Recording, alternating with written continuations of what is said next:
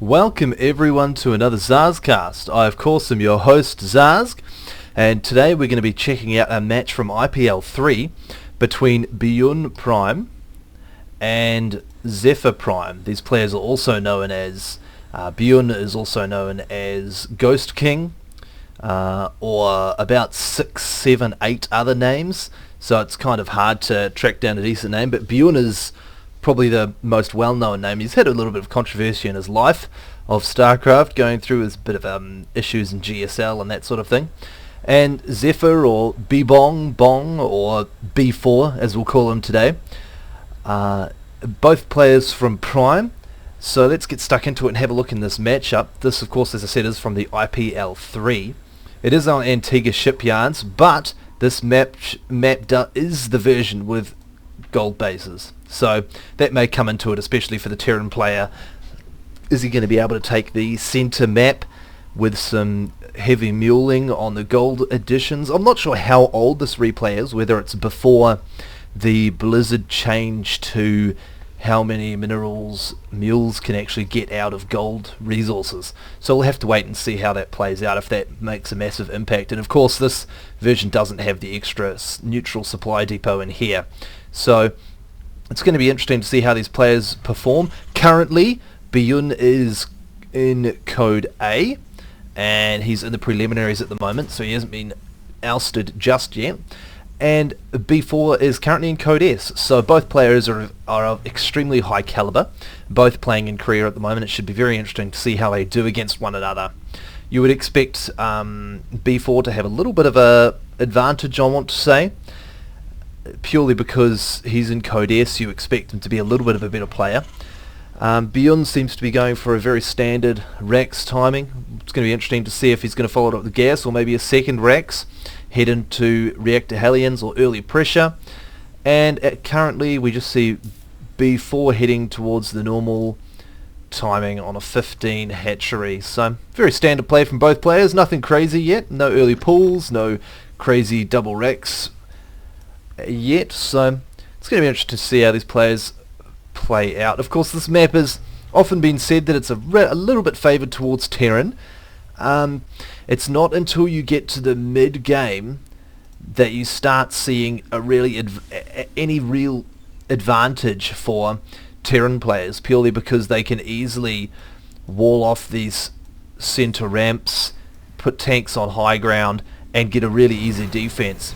And if they're interesting, we are seeing an early command center from BBongBBong, so I like that option on this map. It's I mean, although in the beginning you've got a very wide open ramp to try and defend, it's easy enough if you can get through your tanks to defend, so it can set you up with a really nice economy. And you know that 9 times out of 10 Zerg players are going to go heavy on drones, and if you leave them alone they're just going to drone, and that can give you an opportunity to set up a really nice economy. And BBongBBong gets a full scout off, sees absolutely everything. He sees gas, so it's going to be interesting to see if it's only for the 100. Yes, it is. It looks like B4's decided just to get the 100 gas, and then get Zergling speed to counter any Hellions of that sort, and then take the drones out and get them back into minerals straight away. We're seeing just continuous production of Marines at this stage.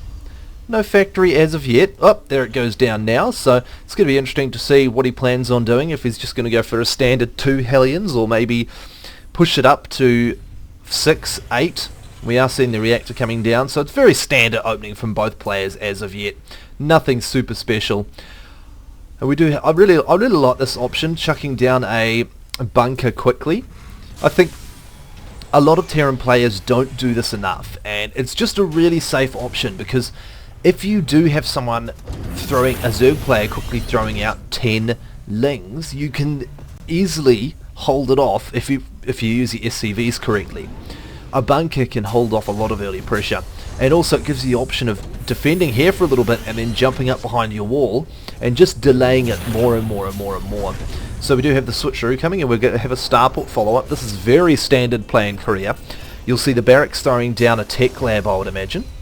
And we do have 24 Lings coming up from B4, so it's going to be interesting, because if BBongBBong decides to only produce the 2 Hellions, this could be very difficult for Beyond to deal with. And we do have these Zerglings heading straight over. That's a big group of them. We have in total 30 on the map, only 23 drones. So he's chosen just to go absolutely bonkers on Zerglings. And at the same time, he's easily taking his third base. He does get past the Hellions. Oh, beautiful run pass. That's going to help him a lot. He's going to get in here, get a full surround on this bunker.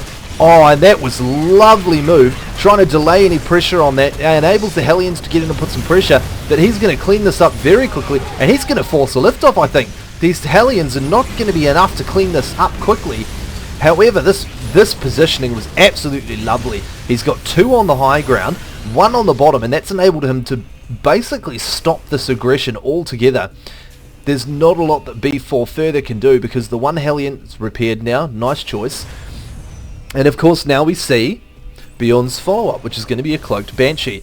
Is B4 going to have what it takes to basically deal with some Cloaked Banshees? At this stage he has not started his lair. He hasn't got an Evo chamber down yet, I think. No, he doesn't. So he could be in a lot of trouble with this. Unless he starts producing an Evo chamber shortly, he could be in a bit of trouble. But at the same time, we see him producing even more Zerglings, so he's probably going to try and put some more pressure on. But I don't think it's going to be cost efficient. We've got 4 Hellions on the map. Bjorn is blocking off his entranceway very effectively. These Zerglings are going to have to run all the way around, and by the time they've run all the way around, they're going to have Hellions in their faces, crisping them up like a barbecue. And in we see they're going to come in, and they're probably going to meet these Hellions. Are they going to be able to catch them in here? This could be massive. No, he does get out just in time. Oh, look at the hits. The Zerglings just disintegrate. 6 Hellions are just roasting them. And that was a big loss, a very large loss.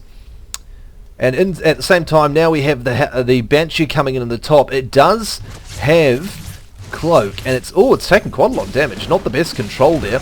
Picking off drones as fast as he can. He's got to get as much done before these Spore Crawlers come up. So this is, beautiful run by with the Hellions at the same time. He's going to do huge amounts of damage. It is going to get cleaned up eventually, but at what cost? And slowly but surely he does. But if we look at the amount lost, it's heavily in Beyond's favour. That was absolutely beautiful control there, running the Hellions in at the same time, and just now pulling this Banshee up. In comes number 2 on the side. So this is really nice control.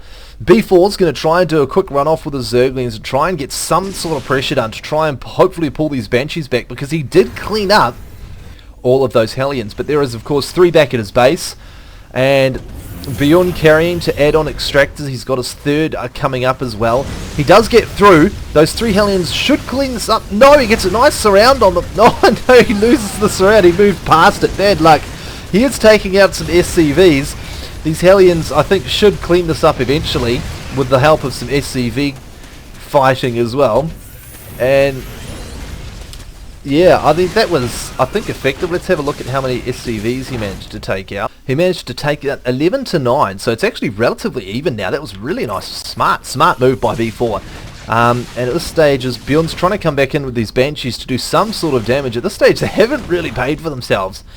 You need about 9 kills per Banshee, especially the first one with Cloak, to pay for itself. After that, I think it's about 6 drone kills to pay for itself. But at this stage, it looks like Bjorn's decided just to pull back, take the somewhat of a lead he hopes he has, and macro up, get all his buildings up and running. He has siege tanks out. He hasn't started siege tank upgrade yet. Siege mode, sorry. He is getting stim. Does he have combat shields yet? No, not yet. So that'll be started pretty shortly after this. He has more reactors coming up. He's going to have 2, 4, 5 Raxes, with 4 of them with reactors. So we're going to get a huge push forward of Marines shortly, which could be very difficult for B4 to deal with, because he's been under so much pressure trying to get things done, and he's used so many Zerglings on pressure that he hasn't got much of an army anymore. He is getting a Spira. He's going for Banelings, so he's going for a standard Zergling Baneling Mutalisk mixture, which is a good option against what he's facing. He's seen the fact that there's a lot of Raxes coming up. He's getting +1. He's already got +1 to armor, so Baneling speed coming up. I really like what he's doing here. He's already got his macro hatches up. He's got Queens injecting. Looks like he's been getting his injects down reasonably well. One getting a little bit high there, but you can't blame that too much with the amount of pressure he's had on him so far. That is quite a few tanks, but not a lot of Marines. This could actually get cleaned up. Oh no, extra Marines coming in now. He should be able to clean this up fairly well. He's not going to get many SCV kills, 4 or 5, that's about it. Is he going to be able to get out with these Zerglings? No, he's not even going to bother trying. He got cleaned up, and BBongBBong didn't lose a lot. He lost a few SCVs, but it doesn't affect him that much. And now we see B4 going heavily into Mutalisk production. We've got 9 on the field, another 6 on the way. So 15. At this stage, BBongBBong has nothing in the way of air defense outside of his Marines. So these Mutalisks could do a lot of damage. And at the same time, the Marines are moving out. There's only one small pack. He has seen it. So he is going to be able to get up here and try and deal with this. But it could do a lot of SCV damage. Yes, nice move. He gets those Marines there in time. But I actually think B4 could have quickly cleaned those out. There's 6 or 7. He would have lost a few. But it's going to be interesting to see if he decides to go for them once these extra Mutalisks come in. And I think, yeah, that was a bit of a pity going for it afterwards. They had already lost a bit of health before. He could have cleaned them up a bit easier. And now there's the turret up there, which is going to limit any damage he can do. Bit of a pity, but that's alright. It's going to be interesting to see what B4 decides to do. If he's going to go for a max army on this mixture and try and put some pressure in, or just try and defend with this and go for tech. At this stage, both players are on 3, and of course B4 starting up as 4th now. So I'm intrigued to see how long until BBongBBong's hoping to push out.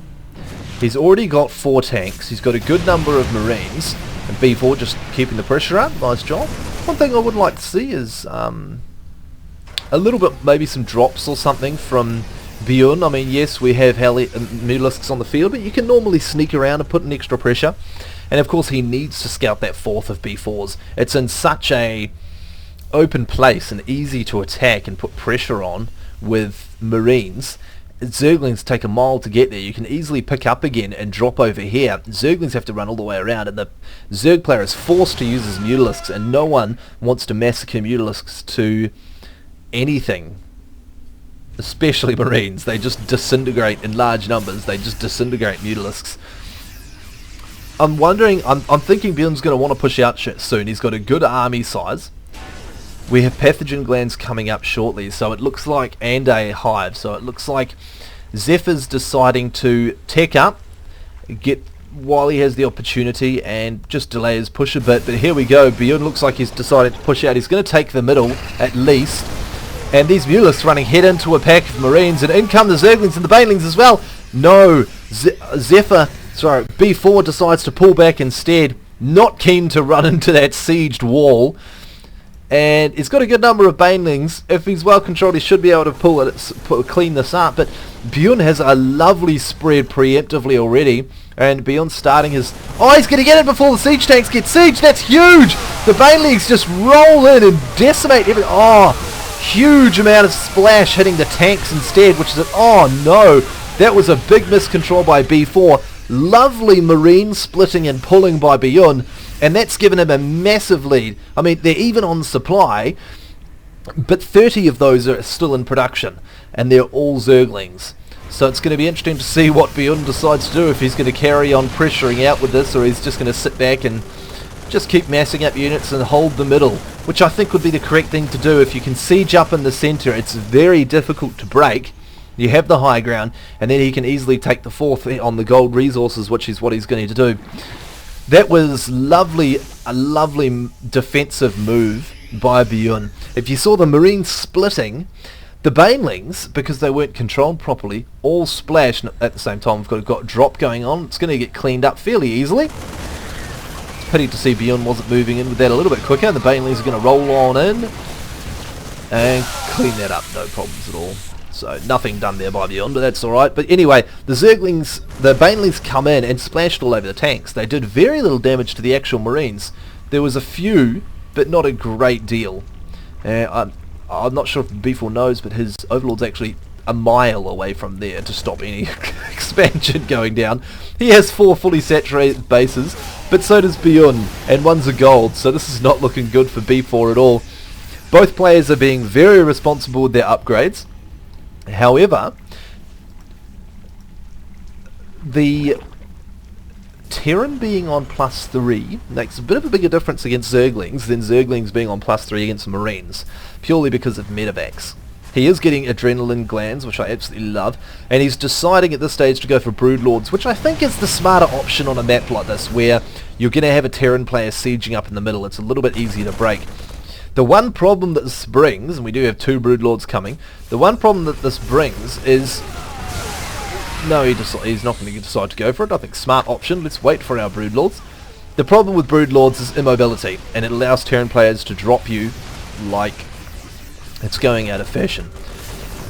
So, we have Broodlords coming on the way. There is currently 2 on the field, 1 more morphing in. Not going to make a huge difference, but it's going to allow the siege tanks to do some splash damage. Oh, nice fungal on the Vikings. That's going to allow him to clean that up very effectively.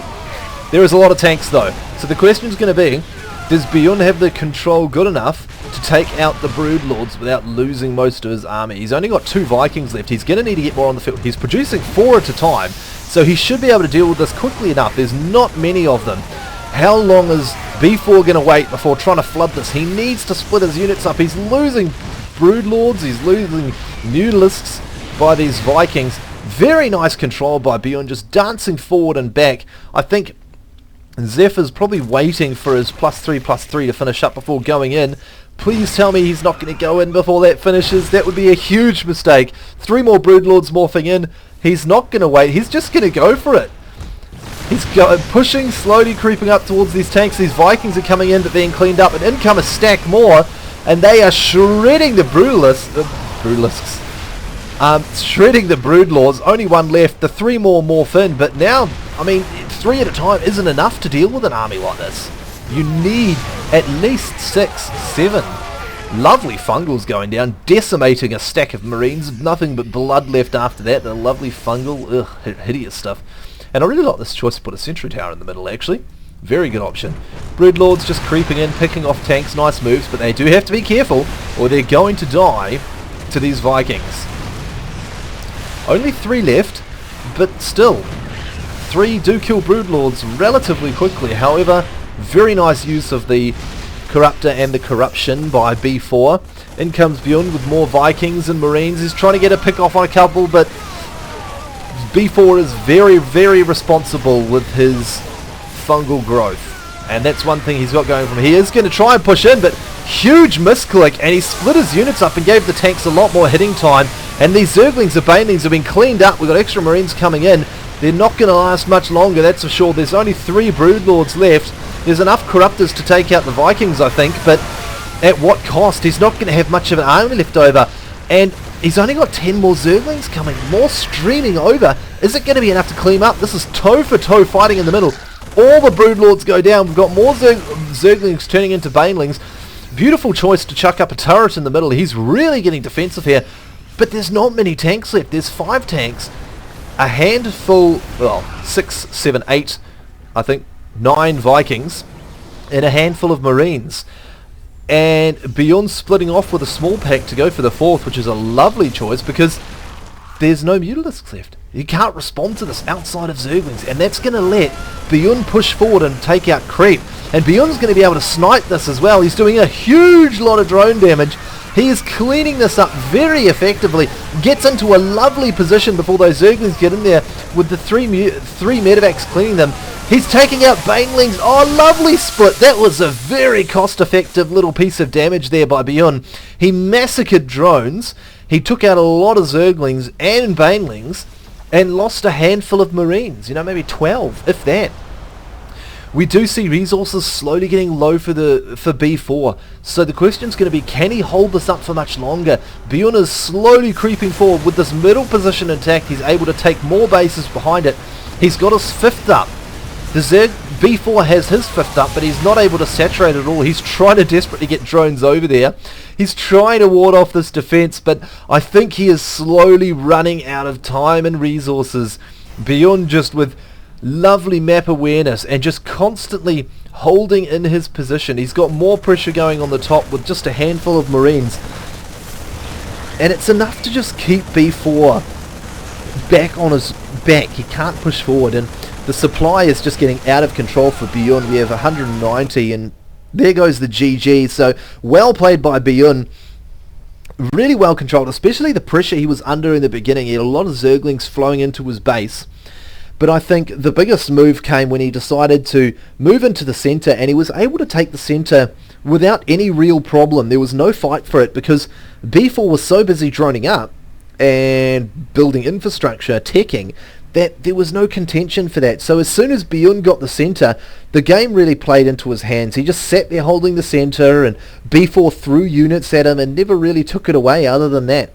So well played by Biyun, and thank you very much for tuning in to another ZASGcast, and I hope you enjoyed it, and I look forward to seeing you next time.